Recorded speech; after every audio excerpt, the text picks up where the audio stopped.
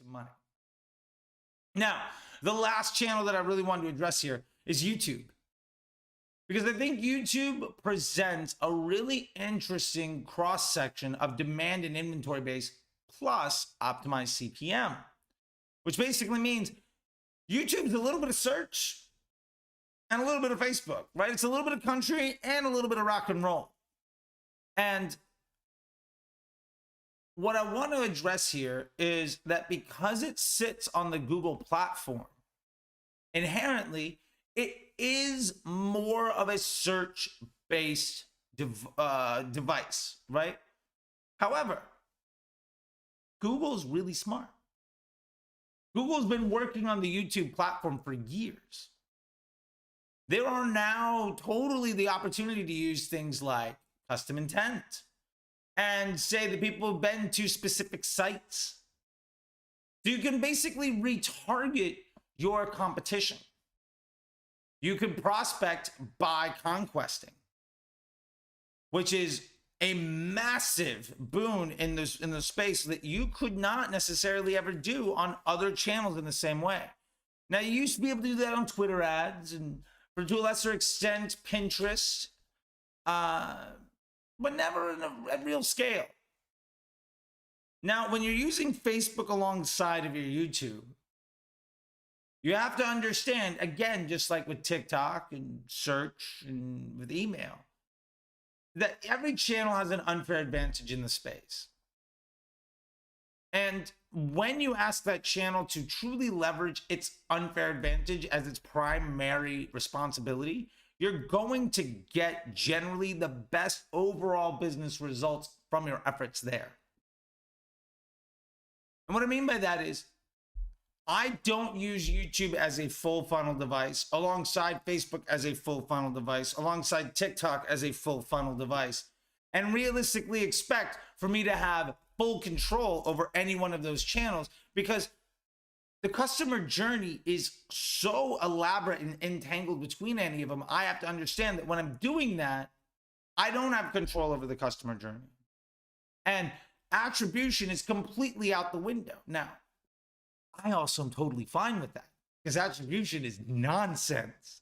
It's a lie taught by salespeople from vendors 3 decades ago. Attribution is nonsense. There's a whole other bit of things you can do on that. If you want more questions, please just ask, and I will gladly answer that and steer you in the direction towards those resources. So all that being said, when I'm running YouTube alongside Facebook, my focus here is, one, there are plenty of people that are on YouTube that aren't on Facebook. Well, I'm totally fine being there. There are people that will engage in content of a different type with a different lean in on YouTube than they would on Facebook. And I want to be there. There are ways of getting specific user journeys and intent and capitalizing it on a way that's not available on Facebook. And I want to take advantage of that.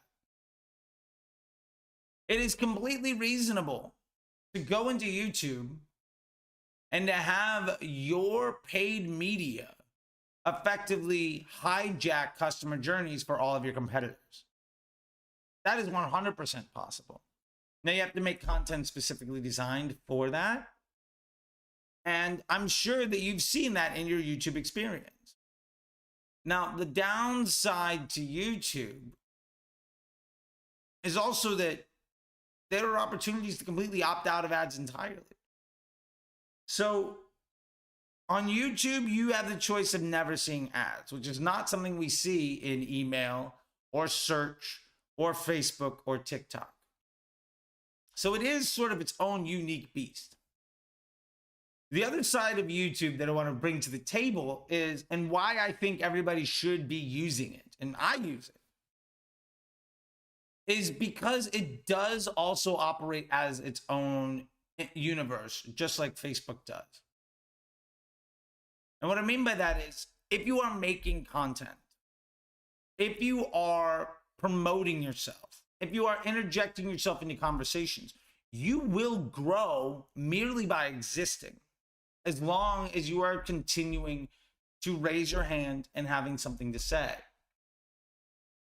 So my point with that is YouTube alongside of Facebook can be tremendously powerful in providing an additional opportunity to not only create intent, but also inform and push people through all parts of the funnel. YouTube can be prospecting. YouTube is already doing retargeting, and YouTube can absolutely be retention. The point of all of this is that when you are trying to pair multiple channels together, we really need to understand what is the unfair advantage that this channel is bringing to my overall marketing funnel. If I'm trying to get something done, what channel is providing what service? And really what this looks like is you can think of email and search as basically your bottom funnel. That is somebody already knows about me, they already have intent, or I already have their billing information or email address or phone number or something like that, and throw SMS into there. And so I'm able to monetize that intent and attention at a very high profit margin with very low cost. But it's going to be extremely difficult and dangerous and probably not very profitable for me to try to go acquire new people with those channels. That's not what those channels should do. That's not what they're designed to do. And that's not what they do best. Now, that being said, there are people that do that very well, but that is an edge use case. That is not a mass market solution.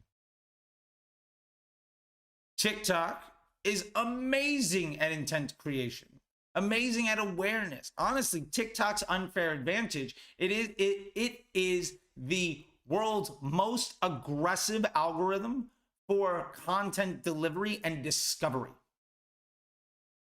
So use it as such. Don't rely on TikTok to replace your Facebook ads.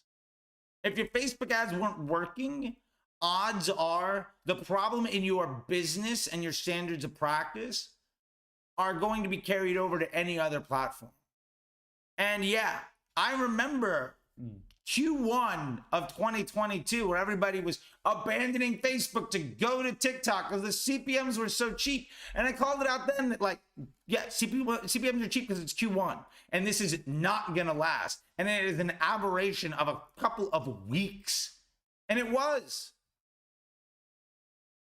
Now there are people that made it work and they're very successful with it. But most people are seeing the same CPMs on TikTok as they are on Facebook. And if you talk to Facebook reps, they may or may not know exactly what they're doing. A lot of the salespeople are not that good, but the TikTok folks know exactly where they are. Because to be fair, they don't have 15 years of business to back up. They know we have maybe a couple of years of data, if not a couple of weeks of data on our users. Our product for the self-serving ads has only been around for a few months, relatively speaking, right? A year or two, maybe, for the average person. And based on that, they have a very specific way that they prioritize themselves to be effective. Because ultimately, TikTok functions as one feature inside of the Facebook universe with one very specific goal. But the downside to it is their data is not nearly as robust. Their user base will never compete with Facebook. And their opportunity to curate customer journeys on multiple platforms and multiple devices with multiple types of content will never exist. So you can be a one-trick pony and crush on TikTok if you can crush with that one trick. But understand where it fits in the mix. And ultimately, YouTube. I want to come back to this one more time. YouTube, if you are video first, has the best opportunity for you to replace what Facebook does. But I would never look at any of these as being what replaces Facebook. Because ultimately, Facebook is the hands down world's best way of breaking even on your investment. And why that is massively powerful is if you can break even on your investment, but grow your investment by 2% a week, you're going to triple your business every year. If you're spending $50 a day right now, you're going to be spending $1,500 in a couple of years, if not faster, because 2% a week isn't that aggressive. If you do 5% a week, you can get there in less than a year. The point is, no platform outside of Facebook offers that growth and stability. But you have to use Facebook properly. And ultimately, what Facebook's job is, it's an intent creation device. It's the volume up knob on everything else. So my recommendation, if you can handle it, get search live, get email live. Don't be shy with trying to play in the world of TikTok and devoting some effort there if you have the bandwidth. Having YouTube as a part of your mix is absolutely a good thing. But ultimately, Facebook is going to be what takes your business to the next level. And the most stable, projectable, and easily managed way, because it's only a couple hours a week. Can you devote 3 or 4 hours a week max to tripling your business every year? If that's too much of an investment, that's a conversation you have to have with yourself. Anyway, I hope that was really helpful. YouTube thinks you might like these videos, and don't be shy. Go ahead and subscribe. And until next time, I will see you on the internet.